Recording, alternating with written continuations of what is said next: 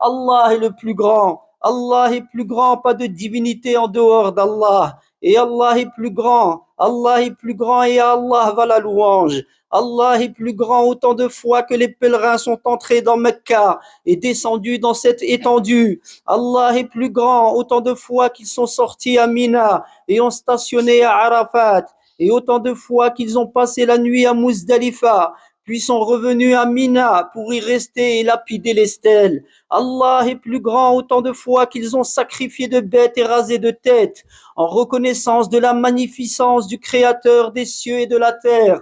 Allah est plus grand, Allah est plus grand, pas de divinité en dehors d'Allah, et Allah est plus grand, Allah est plus grand, et la louange est à Allah. Nous le louons pour ce qu'il nous a accordé de périodes de bienfaits, ainsi que ses dons et sa générosité immense sur nous. Et j'atteste qu'il n'y a pas de divinité digne d'être adoré en toute exclusivité à l'exception d'Allah, unique et sans associé. Lui qui fait déferler les bienfaits et préserve de tout mal, et dissipe de tout mal, et préserve de tout mal et dissipe de tout mal. Et j'atteste que Mohammed est son serviteur et messager, la plus parfaite des créatures et la plus méritante de celles-ci. Qu'Allah prie sur lui, ainsi que sur sa famille et ses compagnons, et ceux qui l'ont suivi de la meilleure manière, autant que demeureront les cieux et la terre, et qu'il les salue de manière abondante. Serviteurs d'Allah, votre jour que voici est le jour du grand pèlerinage. Il est le jour de la fête du sacrifice. Il est le jour du grand pèlerinage, car les pèlerins accomplissent durant celui-ci la plus grande partie de leur rite. Ils lapident la grande stèle et sacrifient les bêtes amenées, et ils se rasent la tête et effectuent la circumambulation autour de la maison sacrée, et effectuent les trajets entre Safa et el Marwa. Et il est également la fête du sacrifice, car les gens sacrifient à cette occasion les bêtes qu'ils ont préparées spécialement pour ce jour. Le fils d'Adam n'effectue pas une œuvre plus aimée auprès d'Allah que le fait de verser le sang de cette bête. Et ces bêtes sacrifiées sont une sunna, une pratique et tradition de votre père Ibrahim et de votre prophète Mohammed, qu'Allah prie sur eux et les salue. Et c'est une sunna confirmée, voire une obligation. Il ne convient pas à celui qui en a les moyens de délaisser cet acte. Et son sacrifice est meilleur qu'une aumône équivalente à son prix, car elle représente une revivification de la sunna. Il y a en elle une énorme récompense, et elle représente un rapprochement d'Allah et un amour de celui-ci. Sacrifiez donc aux soumis pour vous et vos familles, vous rapprochant par cela de votre Seigneur, suivant cela la sunna de votre prophète Mohammed, qu'Allah prie sur lui et le salue, du fait qu'il a sacrifié pour lui-même ainsi que pour les gens de sa maison. Et celui qui ne trouve pas de quoi sacrifier, eh bien le prophète sallallahu alayhi wa sallam a sacrifié pour lui. Qu'Allah le récompense de la meilleure manière pour sa communauté. Ô gens, craignez Allah le Très-Haut et remerciez-le pour ce qu'il vous a accordé de religion droite, qu'il a agréé pour vous. Allah a en effet descendu sur son prophète sallallahu alayhi wa sallam, alors qu'il était en station à Arafat, l'année du pèlerinage de l'adieu. Il a descendu ces versets. Aujourd'hui, j'ai complété pour vous votre religion et j'ai parachevé sur vous mon bienfait et j'agrée l'islam pour vous comme religion.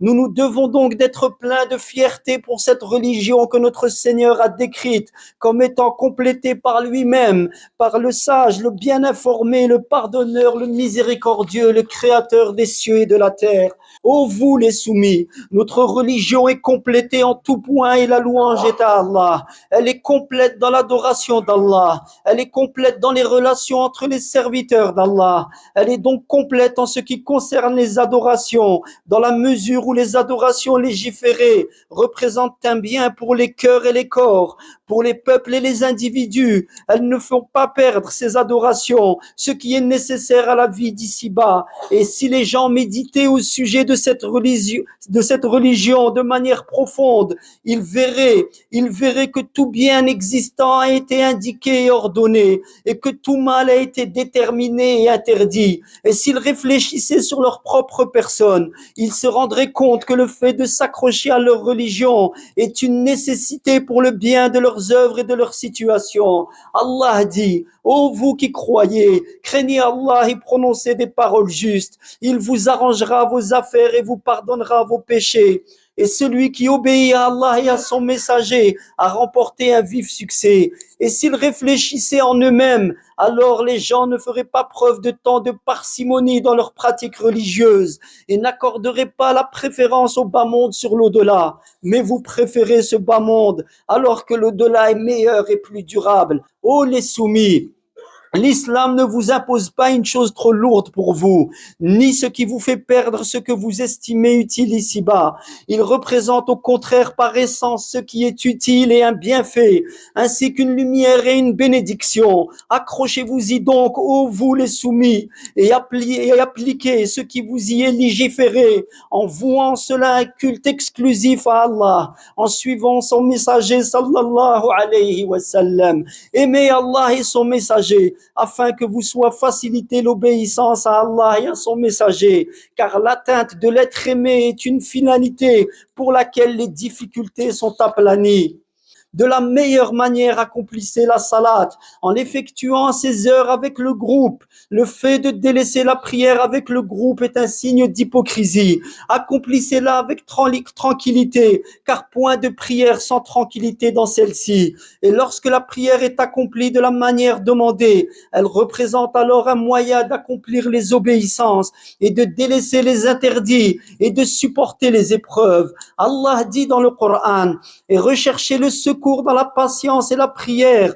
Et Allah dit également, et accomplissez la prière éloignée de la turpitude et du blâmable. Acquittez-vous de la zakat qu'Allah a rendue obligatoire sur vos biens. Payez-la à ses ayants droit avant d'être séparés des biens en question. Ils seront alors un objet de partage pour vos suivants et un péché pour vous, car vous ne vous serez pas acquittés de cette obligation. Et Allah dit, et dépensez de ce que nous vous avons accordé avant que la mort ne vienne à l'un d'entre vous et qu'il ne dise, Seigneur, si tu m'avais accordé un court délai, j'aurais alors dépensé et j'aurais été parmi les pieux. Dépensez pour ceux qui sont sous votre responsabilité, les membres de votre famille, les proches, car vous êtes responsables à leur égard. Et la dépense pour eux fait partie de la bienfaisance. Et Allah aime les bienfaisants. Et cela fait partie du respect des liens du sang. Et Allah récompensera ceux qui respectent les liens du sang. Aimez-vous et respectez-vous mutuellement. Votre prophète Mohammed, qu'Allah prie sur lui et le salue, s'est tenu ce jour devant l'ensemble des soumis à Mina et les a exhortés et leur a rappelé le caractère sacré du sang des soumis, ainsi que leur bien et leur honneur, une sacralisation confirmée jusqu'au jour de la résurrection. Malheureusement, beaucoup de biens sont volés, même de manière non visible. Des gens spolient les biens par la tromperie, le mensonge, les fausses prétentions. L'honneur est bafoué, la médisance est un fruit dont les gens se délectent dans beaucoup d'assises. Prenez donc garde aux soumis à la transgression des lois d'Allah au sujet des personnes, des biens, et acquittez-vous des droits avant qu'ils ne soient pris de vos œuvres. Allah est plus grand, pas de divinité en dehors d'Allah. Allah est plus grand, la louange est à Allah. Et sachez qu'Allah vous fasse miséricorde, que les 3 jours à venir, après le jour de l'Eid, sont les jours de Tashriq, jours que on n'a pas le droit de jeûner, tout comme on n'a pas le droit de jeûner le jour de l'Eid. Le prophète Mohammed sallallahu alayhi wa sallam a dit, les jours de Tashriq sont des jours de nourriture, de boissons et de rappel d'Allah puissant et grand. Multipliez-y donc le rappel d'Allah par le takbir, Allahu Akbar, la parole d'unicité, la ilaha illallah, la parole de louange, alhamdulillah, après les prières et à toute heure et à tout moment. Et sachez que la meilleure parole est le livre d'Allah, que la meilleure guidée est celle de Mohammed, qu'Allah a pris sur lui et le salut, que la pire des choses, ce sont les choses nouvelles en islam. Prenez garde à la déviation et au suivi de tout ce qui empêcherait d'aller vers votre Seigneur en suivant votre messager, car toute chose rajoutée dans la religion d'Allah est une innovation et toute innovation est un égarement. فاللهم إنا نسألك أن تغفر لنا ذنوبنا وترحمنا إنك أنت الغفور الرحيم. ربنا آتنا في الدنيا حسنة وفي الآخرة حسنة وقنا عذاب النار. اللهم إنا ظلمنا أنفسنا ظلما كثيرا ولا يغفر الذنوب إلا أنت، فاغفر لنا مغفرة من عندك وارحمنا إنك أنت الغفور الرحيم. اللهم إنا نعوذ بك من جهد البلاء ودرك الشقاء وسوء القضاء وشماتة الأعداء. اللهم أصلح لنا ديننا الذي هو عصمة أمرنا، وأصلح لنا دنيانا التي فيها معاشنا، وأصلح لنا آخرة التي فيها معادنا، واجعل اللهم الحياة زيادة لنا في كل خير، واجعل الموت راحة لنا من كل شر. اللهم إنا نسألك الهدى والتقى والعفاف والغنى. ربنا اغفر لنا ولآبائنا وأمهاتنا ومشايخنا وسائر المسلمين والمسلمات. اللهم انصر إخواننا المظلومين في كل مكان. اللهم انصرهم يا رب العالمين في كل بقاع.